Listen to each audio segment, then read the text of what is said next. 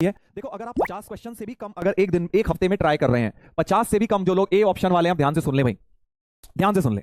अभी तक तुम गलती कर रहे थे, तुम्हें झुंझुना समझ के माफ कर दिया जाएगा, कोई बात नहीं, नए नए बड़े हुए हो, कोई बात नहीं, 50 कर रहे हो। बट अगर तुम एक्चुअली रियलिटी देखो कि 50 या 40 सवाल अगर तुम कर रहे हो हफ्ते के, तो 7 क्वेश्चन पर डे एवरेज आई। एवरेज कितनी आई? 7 दिन में 50 क्वेश्चन, मतलब 7 क्वेश्चन पर डे की एवरेज आ रही है। Do you really think that this is enough? क्या ये इनफ है बेटा आईआईटी क्लियर करने के लिए? खुद सोच के देख। 10th क्लास वाले मोड में है अभी तक तू बेटा। 50 सवाल तो 10th के बच्चे करते हैं हफ्ते के अंदर, 10th वाले बच्चे करते हैं 40-50 सवाल तो हफ्ते में। आप अभी भी उसी मोड में हैं, तो आप जल्दी से एक बार सोच के बताइए क्या इनफ रहेगा?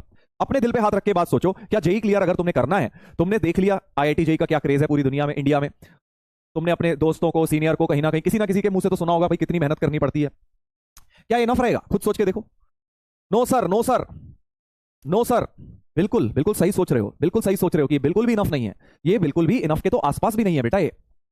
तो अभी तक तुम्हें माफ कर दिया जाएगा। ये क्यों करा है मैंने पोल? क्योंकि मुझे पता है तुम ये सब गलतियां कर रहे हो। मैंने तुम्हें देखो पहले ही बता दिया बेटा, एग्जैक्ट मैंने परसेंटेज खुद ही पहले गेस कर दी थी। मुझे पता था आप लोग ये गलतियां कर रहे हैं इस टाइम, बट अब यहां से ये गलती को बेटा सुधारना है, ये गलती को सुधारना है। 50 क्वेश्चन पर डे बहुत कम है, बहुत कम है।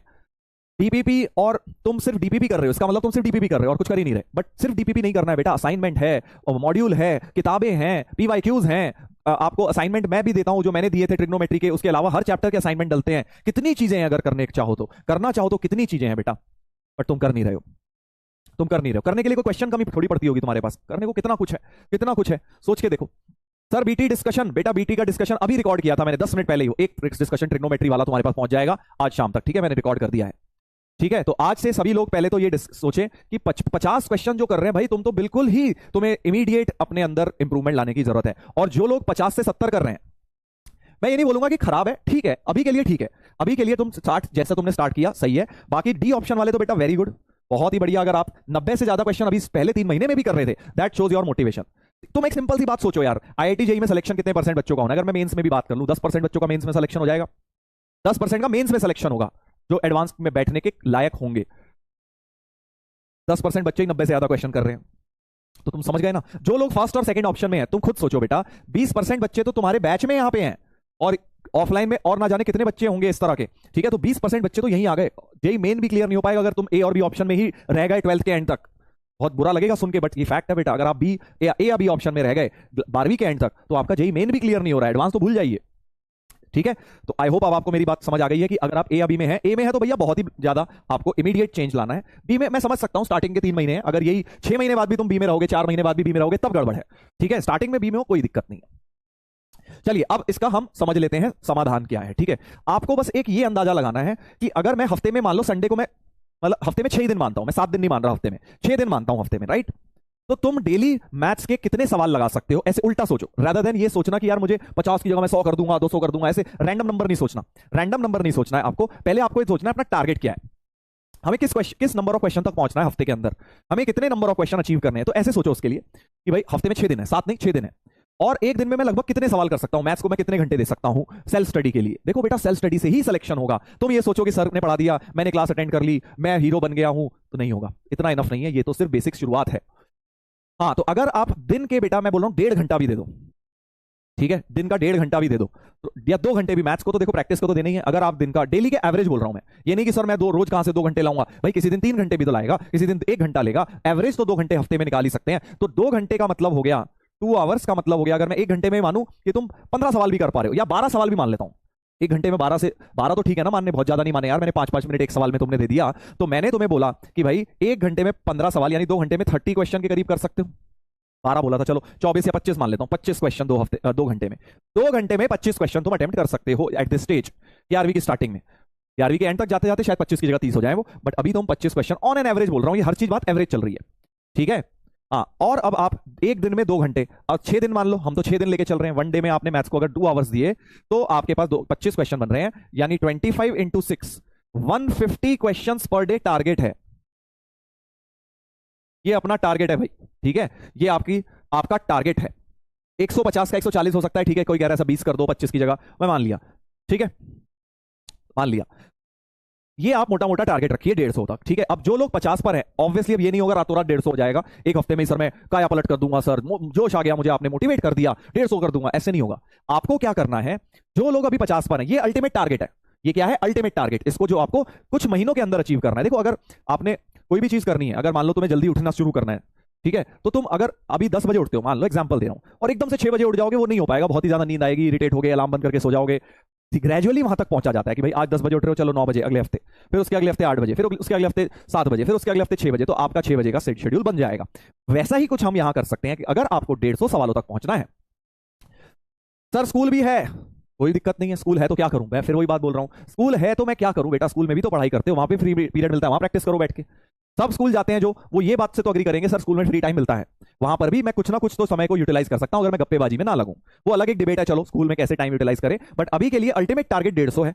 अब सर 150 रातों रात तो पहुंचना नहीं है, टारगेट हमारा हो गया 150, ठीक है, ये कैलकुलेशन हटा देता हूं। अब कैसे पहुंचना है, जो लोग बेटा 50 पर हैं, तुम तो बेटा इमीडिएटली देखो, जो 90 वाले हैं आप तो +10 करो इस वीक, मतलब तुम 100 तक पहुंचो, इस वीक 100 टारगेट करो, ठीक है, 100 टारगेट करो, 100 पे हो तो 110 टारगेट, मतलब +10 क्वेश्चन टारगेट करें। जो C&D वाले हैं वो +10 क्वेश्चंस को टारगेट करें इस हफ्ते, समझ गए ना मेरा मतलब। मान लो आप 70 पे थे तो आप 80 करो इस हफ्ते, आप 80 पे थे तो 90 करो, 90 पे थे 100 करो, 10 क्वेश्चन जोड़ो C&D वाले इस हफ्ते में, 10 क्वेश्चन, ज्यादा नहीं, बड़ी बात बोल रहा हूं, हफ्ते में 10 ही क्वेश्चन तो कह रहा हूं यार, बहुत बड़ी बात नहीं है। और जो बेटा ए ऑप्शन में है, जो ए ऑप्शन में है, उनको तो सीधे के सीधे +30 करने हैं। आप जहां पर भी हैं +30 क्वेश्चन करेंगे इस हफ्ते, जहां पर भी है। सर एनसीईआरटी इंक्लूडेड है, हाँ बिल्कुल इंक्लूडेड है, बिल्कुल इंक्लूडेड है, इसीलिए बोल रहा हूं एवरेज आ जाएगा 2 घंटे में 25 क्वेश्चन, क्योंकि कुछ एनसीईआरटी के होंगे जो जल्दी हो जाएंगे, कुछ जेई के होंगे जो टफ होंगे, टाइम लगेगा, तो 2 घंटे में 25 क्वेश्चन बिल्कुल सही माना है, ठीक है। और जो बी ऑप्शन पर है वो +20 करेंगे। तो सबको टारगेट मिल गया है भाई, एक भी इंसान नहीं छूटा है। जो 50 या उससे कम पे है वो सीधे, अगर 40 पे हो तुम तो सीधे तुम्हें अगले हफ्ते तक 70 करने हैं, सीधे तुम्हें 70 करने हैं, ठीक है। लेवल सर, लेवल जो मर्जी हो, लेवल जो मर्जी हो, उससे फर्क नहीं पड़ता, डीपीपी हो, मॉड्यूल हो, पीवाईक्यूज हो, पुराना असाइनमेंट हो, जो मर्जी उठा लो यार। सवालों की कमी है क्या, कोई सवालों की कोई कमी है क्या मार्केट में, कहीं से उठाओ तुम्हें क्वेश्चन मिल जाएगा। ट्रिग्नोमेट्री तुमने पढ़ ली, क्वाड्रेटिक तुमने पढ़ लिया, उसके जहां मर्जी से क्वेश्चन उठा के करो, जहां मर्जी से करो, लॉग है, कहीं मर्जी से करो। मेरे क्लास नोट्स के एक्स्ट्रा है, बस ये नहीं कि क्लास नोट्स में मैंने 15 कराए हैं वो 15 भी जोड़ लिए, 3 लेक्चर में 45 तो वही जोड़ गए, नहीं, वो अलग है भाई, वो अलग है, ठीक है। ये तुम्हारी सेल्फ स्टडी के लिए। RS अग्रवाल है, RD, जो मर्जी, मैं कह तो रहा हूं, तुम्हें कोई भेदभाव नहीं करना सवाल में, जितनी भी प्रैक्टिस कर रहे हो सब इसके अंदर आ जाएगा, चाहे स्कूल के टेस्ट के लिए पढ़ रहे हो, जो मर्जी पढ़ रहे हो, सब इसके अंदर आ जाएगा, ठीक है। क्योंकि मैंने वो राउंड ऑफ एवरेज कर दिया ना। अब ये नहीं कि तुम 150 के 150 ही एनसीईआरटी के निपटा रहे हो और हीरो बन रहे हो, कह रहे हो सर मैंने तो 150 कर लिए। अबे 150 में कितने हो जाएंगे, एनसीईआरटी के 30 हो जाएंगे, 40 हो जाएंगे, बाकी तो जेई लेवल के करोगे, फिर प्रैक्टिस बाकी तो जेई लेवल के करोगे ना, तो इसलिए वो मिक्स एंड मैच करना है, ठीक है। तो क्या सभी लोगों को ये चैलेंज एक्सेप्ट करना है, कर रहे हैं क्या ये चैलेंज एक्सेप्ट जो मैंने चारों ऑप्शन में लिखा है? अगर कर रहे हैं तो जल्दी से एक बार प्रॉमिस सर लिखकर भेज दीजिए। और याद रखिएगा ये प्रॉमिस आपने मुझसे तो किया ही है, साथ में अपने आप से किया है बेटा। इसको अगर तुम अचीव नहीं करोगे तो तुम खुद से अपने आप से आप एक प्रॉमिस तोड़ रहे हो, जो कि बहुत गलत बात है। अपने आप से अगर प्रॉमिस तोड़ने की आदत बन गई तो लाइफ में सक्सेसफुल कैसे होगे? अपने आप से ही झूठ बोलने लग जाओगे। तो अपने आप को जो टारगेट कर दे रहे हो, जो प्रॉमिस कर रहे हो, उसे फुलफिल करना है इस हफ्ते के एंड तक। सभी लोग एक बार फुल जोश में और फुल एनर्जी के साथ प्रॉमिस करें यार। चैट पे आ रहा है प्रॉमिस सर एक्सेप्टेड, ग्रेट, बहुत बढ़िया। अगले हफ्ते में फिर पूछूंगा, अगले वेंसडे फिर पूछूंगा, सोच लेना, सोच लेना, सोच लेना भाई। चलिए बहुत बढ़िया, बहुत बढ़िया, सभी लोगों ने प्रॉमिस कर लिया है। और सभी लोग, मैं उम्मीद करता हूं बेटा बहानेबाजी नहीं करेंगे। जो स्कूल गोइंग भी हैं उन्हें भी समय कहीं ना कहीं से निकालना है। तुम ये आइडेंटिफाई करो कहां समय वेस्ट हो रहा है। बस में ट्रैवल करते वक्त नोट्स रिवाइज कर लो, बस में जाते हो तो स्कूल, या फिर अगर तुम फ्री पीरियड मिलता है, गेम्स पीरियड, उसमें गप्पे मार रहे हैं सारे बच्चे, तुम बैठ के तुम भी गप्पे मार रहे हो, तुम आईआईटी क्लियर करना चाहते हो, तुम्हारे पास अभी गप्पे मारने का समय नहीं है, बाकी क्लास टाइम बर्बाद करती है स्कूल में, तो करने दो, तुम अपना टाइम यूटिलाइज करो। यही स्मार्ट वर्क है, यही स्मार्ट वर्क है। मैंने बहुत बच्चों को देखा है, स्कूल गोइंग वालों को, स्कूल के अंदर भी देखा है मैंने, स्कूल के अंदर भी बेटा क्लासेस ली हैं। जब मेरा करियर स्टार्ट हुआ था, स्टार्ट करा था टीचिंग, तो बड़े बड़े स्कूलों में दिल्ली के इंटीग्रेटेड प्रोग्राम होता था, मैं वहां पे क्लासेस लेता था। तो मैं देखता था जो बच्चे अंडर 100 रैंक ला रहे हैं और डेली स्कूल आते हैं, उनका क्या माइंडसेट है, उनका क्या टाइम टेबल है, वो फ्री पीरियड में क्या करते हैं। और जो बच्चे कुछ नहीं करने वाले, जिनको ऐश करनी है लाइफ में बस पापा के पैसों पर, वो क्या कर रहे हैं फ्री पीरियड में। तो क्लियर डिफरेंस होता था। स्कूल में हर एक के बेटा फ्री पीरियड मिलता है। अगर आप उस फ्री पीरियड का इस्तेमाल कर रहे हैं और ये नहीं सोच रहे बाकी लोग मुझ पे हंसेंगे, हंसने दो, आज हंसेंगे कल तुम उन पे हंसना, ठीक है। तो आपको जो फ्री टाइम मिले उसे यूटिलाइज करिए, उसे यूटिलाइज करिए। स्कूल में होता है फ्री टाइम में, मुझे अच्छी तरह पता है, राइट।